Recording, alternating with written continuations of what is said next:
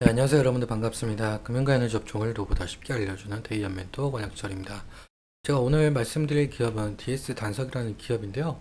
일단 제가 오늘 말씀드릴 내용은 환율 위험성에 늘 노출되어 있는 DS 단석이라고 제가 가지고 왔어요. 일단적으로 DS 단석이 어떤 사업을 하고 있는지 좀 말씀을 드려보면서 환율 변동 위험성에 노출되어 있는 이유는 무엇인지 말씀을 드리려고 합니다. 여러분들과 같이 한번 확인해 보면서 천천히 나눠보도록 할 텐데요. 먼저 시작하기 전에 저희 대기업 채널에 오시면 모든 종목들을 커버해 드리고 있으니까 찾아주시면 정말 감사하겠고, 영상도 끝까지 지켜봐 주시면서 댓글로 궁금하신 것들 남겨주시면 다음 영상에서 말씀을 드리도록 하겠습니다. 그럼 DS 단석 바로 보도록 할게요. 일단 DS 단석 같은 경우는 친환경 사업인 이 바이오 에너지와 배터리 리사이클 그리고 플라스틱 리사이클 이 세 개 사업부로 운영이 되고 있는 기업이죠. 매출 현황도 좀 함께 살펴보자면 현재 지금 바이오 에너지 품목 쪽은 약 57% 정도 차지하고 있고요. 배터리 리사이클은 31% 그리고 플라스틱 리사이클은 약 한 10% 차지하고 있는 기업이죠. 먼저 바이오 에너지 같은 경우 어떤 사업을 진행 중이었는지 IR조를 함께 보면서 말씀을 드려보도록 할 텐데요. 일단 바이오 에너지 같은 경우는 말 그대로 이 화석 에너지가 아닌 식물이나 동물이 만들어내는 유기물에서 나오는 가스를 전기 열 에너지 형태로 이용을 하게 되는 것이죠. 이 에너지 같은 경우는 다양한 곳에서 활용이 되고 있는데요. 예를 들어 보면은 뭐 자동차 연료, 그리고 선박 연료, 전기 발전소 등 여러 곳에서 지금 활용이 되고 있는 상황입니다. 이 에너지는 기존 에너지와 유사한 성능을 보여주고 있는데 화석 에너지와는 달리 이산화탄소 배출량이 발생되지가 않고 있죠. 이 바이오 에너지 산업 자체가 탄소 중립에 해당을 하고 있는데요. 현재 여러분들도 아시다시피 한국 같은 경우는 탄소 중립에 맞춰서 석유사업법 개정안이 통과가 되었었죠. 이 석유사업법 개정안은 친환경 연료의 개발, 이용, 보급 확대, 연료 확보 등 정부의 지원을 해주고 석유 정제 공정에 친환경 정제 원료를 투입할 수 있도록 허용해주는 법안입니다.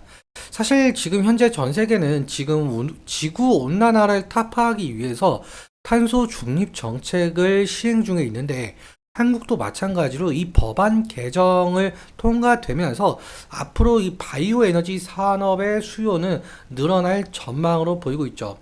실제로 다시 IR 자료로 돌아와 보자면은 이 5페이지에 나와 있거든요. 이 탄소 감축을 위해서 차량용 바이오 디젤에 대한 수요가 지속적으로 증가를 하고 있다. 몇 퍼센트까지? 연평균 2% 정도 성장을 하고 있다라는 만큼 현재 DS 단석의 바이오 에너지 쪽의 매출에 어느 정도 상승을 할 수 있지 않을까라는 기대감이 있는 정도입니다. 다음으로 넘어가서요. 배터리 리사이클 사업 부분인데 현재 이 배터리 리사이클도 어떻게 보면은 기후 변화 대응책에 해당을 하고 있죠. 현재 내연 기관차 대신에 이 전기차에 대한 수요 어느 정도 늘고 있는데요. 이 전기차 수요가 늘어나는 만큼 전기차 배터리 수요도 늘어나고 있는 상황이죠. 그런데 이 전기차 배터리의 원료 중 이 니켈 그리고 납을 채굴하는 과정에서 많은 이산화탄소가 발생을 하게 되는데요. 그래서 이 이산화탄소를 줄이자는 일환으로 배터리 재활용 산업도 점차 커지고 있는 상황이에요. 다음으로 넘어가서 플라스틱 재활용에 대한 내용인데요. 플라스틱 같은 경우 여전히 상당히 많은 곳에 활용이 되고 있죠. 뭐 예를 들면 뭐 물병, 용기, 도시락 등등등. 아무튼 이 대량의 플라스틱 수요에 맞춰서 생산을 할 때 전 세계 온실가스 배출량이 3.4% 정도 차지하고 있는 만큼 온실가스 배출량이 상당한데요. 결국 마찬가지로 이산화탄소를 줄이자는 일환으로 플라스틱 재활용 산업도 점차 커지고 있는 상황이에요. 사실 예전 이 산업화 초기 시기에는 이러한 리사이클 시장에 대한 관심도가 상당히 없었지만 현재 기후변화 심각성으로 인해 인식이 변화된 만큼 관련 산업의 시장도 커질 가능성 염두에 보셔야 될 것 같고요. 즉 다시 정리하자면 DS 단석 같은 경우 기후변화 대책 방안, 정책의 변화가 중요 투자 포인트가 될 가능성이 상당히 높겠죠. 하지만 DS 단석 같은 경우 지속적으로 이 환율 변동 위험성에 노출되어 있는 상황인데요. 좀 살펴보자면 먼저 바이오 에너지 그리고 리사이클, 배터리 리사이클, 플라스틱 리사이클 이 내수와 수출의 비율을 함께 따져보자면 약 대략 50대 50으로 거의 비슷하게 흘러가고 있는 것을 보실 수가 있습니다. 그렇다면 이러한 제품들을 만들기 위해서는 원재료가 필요할 텐데요. 원재료 어떻게 활용이 되고 있는지 좀 살펴보자면 현재 원재료 부분에 대해서 살펴보자면 여기 바이오 에너지 부분이 좀 압도적으로 높게 잡히고 있는 부분을 보실 수가 있습니다. 1분기에만 해도 이렇게 높게 잡히고 있는데 작년까지만 해도 바이오 에너지가 거의 대부분 차지한 것을 볼 수가 있어요. 이는 이 바이오 에너지 원재료 중 하나인 이 회수유가 이 팜유거든요. 이 팜유는 기름 야자 열매의 과육을 짜서 압축하고 체유하는 식물성 유지거든요. 근데 이 팜유가 아프리카가 원산지이고 주로 열대 지방에서 재배가 되고 있는 상황이죠. 그렇다면 이 100% 수입을 해올 수밖에 없는 부분이에요. 그러면 여기서 수입을 해오려면 결국엔 달러가 필요한 건 당연한데요. 환율적인 부분 좀 체크해 보자면 2022년도쯤에는 약 1,100원대에서 그리고 2023년 초기에 1,400원가량 상승을 했었고 지금 현재는 1,300 후반대죠. 한 80원대. 그러니까 급격한 변동성을 보여줬다 이겁니다. 예를 들어서 이 1,300원대에 팜유를 수입을 해왔었는데 만약에 1,200원대에 바이오 에너지를 판매를 하게 된다고 한다면 손해가 상당 부분 나겠죠. 여기서 발생하는 환차손이 2022년도에는 상당했었는데 2023년 같은 경우는 2022년보다 변동성이 적어서 이 부분에 대해서 감소했다라는 거고 어떻게 보면 2024년도 이렇게 비슷한 흐름을 만들어낼 가능성이 있어 보이고 있습니다. 여기에 대해서 좀 더 자세한 건 사업 보고서에서 나오고 있는데 같이 한번 보도록 할게요. 여기 보시면 DS 단석은 3년 동안 평균 매출액의 50%가 외화 매출이었고 평균 매입액의 55%가 수입이었죠. 뭐 어느 정도 환해지가 이루어지고는 있었는데요. 외화 수금 같은 경우는 현금이 1개월 내로 이루어지고 있고 수입 결제는 유산스. 이 유산스라는 단어는 단기 대출의 일종이에요.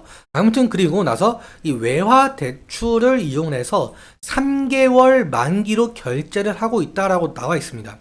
즉 DS 단석이 받아야 하는 돈과 내야 하는 돈의 환율 차이로 인해서 환율 변동에 지속적으로 노출이 되어 있다라고 볼 수가 있을 것 같습니다. 뭐 환율 변동 위험성을 줄이기 위해서 뭐 시중은행과 통화선도 계약을 체결하고 있다라고 하는데요.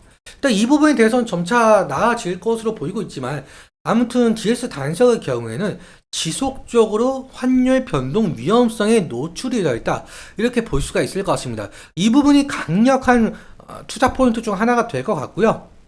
그러면 차트 보면서 마무리 설명 짓도록 하겠습니다.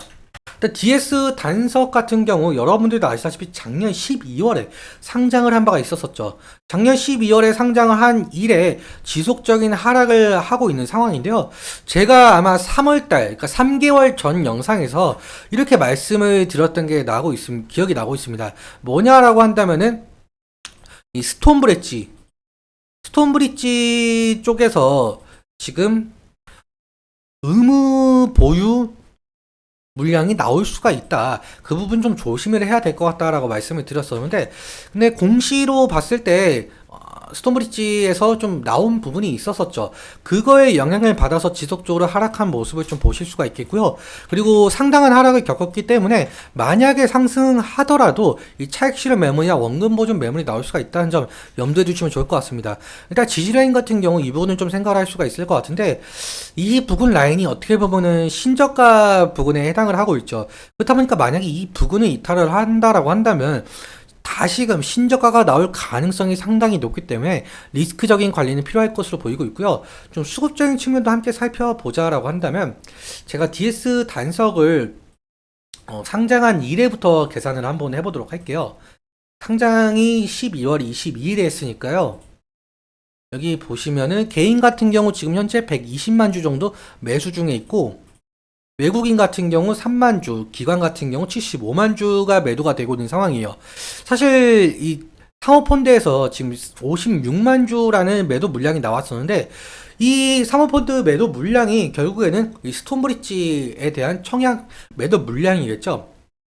아무튼 이러한 이 매도 물량을 이 개인이 다 받아줬다라고 볼 수가 있을 것 같은데요.